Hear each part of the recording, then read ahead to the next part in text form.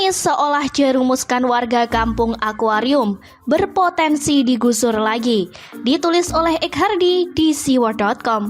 Polemik kampung akuarium masih terus berlanjut hingga kini. Sejak Ahok menjabat hingga digantikan Anies sampai saat ini, seperti diketahui Ahok melakukan penggusuran pemukiman liar di wilayah ini. Akan tetapi di masa kepemimpinan Anies malah dibangun lagi. Dua kebijakan yang sangat berbeda. Ahok pernah mengatakan permukiman seperti kampung susun tidak bisa dibangun di atas kampung akuarium, pasar ikan. Apalagi ada aset budaya yang ditemukan di kawasan tersebut saat proses revitalisasi berlangsung. Dia melarang adanya permukiman di lokasi tersebut karena memang mengikuti peraturan. Sementara itu, pembangunan kampung susun berpotensi melanggar peraturan daerah atau Perda, Rancangan Detail dan Tata Ruang atau RDTR.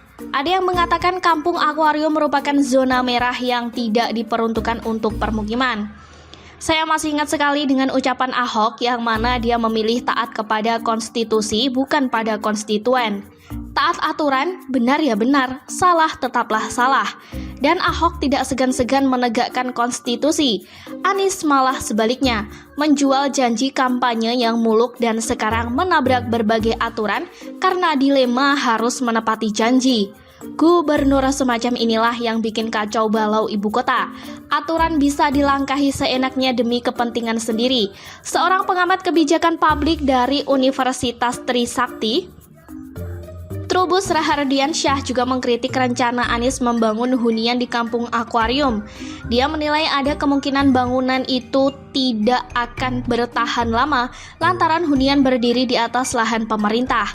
Karena itu jika dibangun hunian maka akan menabrak peraturan daerah atau Perda nomor 1 tahun 2014 tentang Rencana Detail dan Tata Ruang atau RDTR. Warga harus berhati-hati karena ada kemungkinan kalau ganti gubernur bisa digusur lagi. Jadi warga harus bisa berpikir sampai ke sana, kata Trubus. Dia meminta warga mengantisipasi jika sewaktu-waktu hunian digusur kembali. Terlebih lagi, proyek ini merupakan janji kampanye semata. Itu kan ada pelanggaran aturan menurut saya. Apapun dalihnya, warga jangan bangga dulu.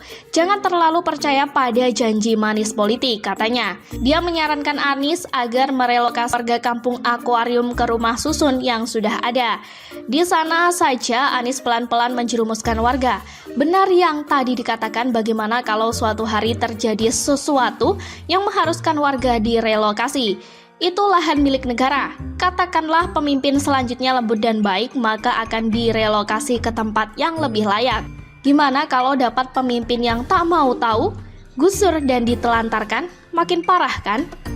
Anies ini hanya berusaha mewujudkan janji dari mulut manisnya dulu. Bukan hanya sekali ini dia menabrak aturan demi menuruti janjinya. Bukan pemimpin yang baik, sekilas memang memihak kepada rakyat.